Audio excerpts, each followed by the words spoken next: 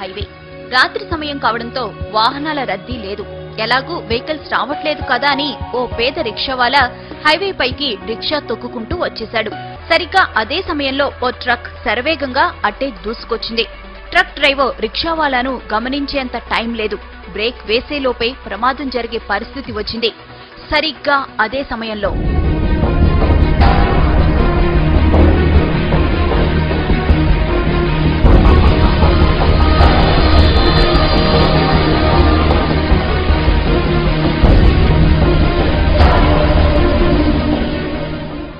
ఇది జరిగిన ఘటన.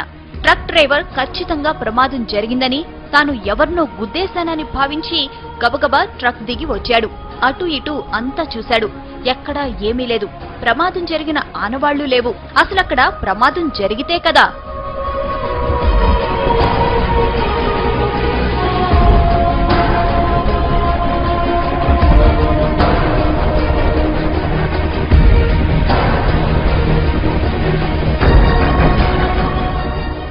రిక్షావాలాను రక్షించిన అదృశ్య శక్తి అతన్ని రోడ్డు పక్కన విడిచిపెట్టింది.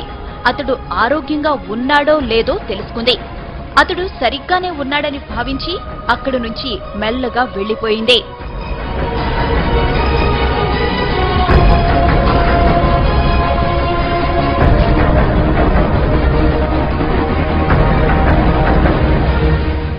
ఇంతకీ ఆమె ఎవరు? అంత వేగంగా ఎలా వచ్చింది? ప్రమాదం జరగకుండా ఎలా అడ్డుకోగలిగింది? ఆమె రాగానే మెరుపు ఎందుకు వచ్చింది? ఇలా ఎన్నో అనుమానాలు, ఎన్నో అంతు చిక్కని ప్రశ్నలు.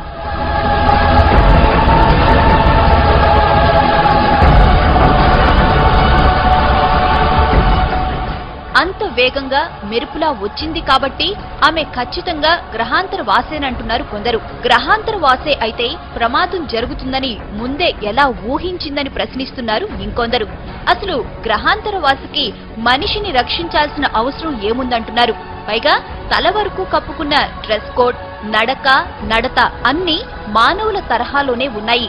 అందుకే ఆమె గ్రహాంతరవాసి అనేందుకు అవకాశాలు లేవంటున్నారు ఇంకొందరు.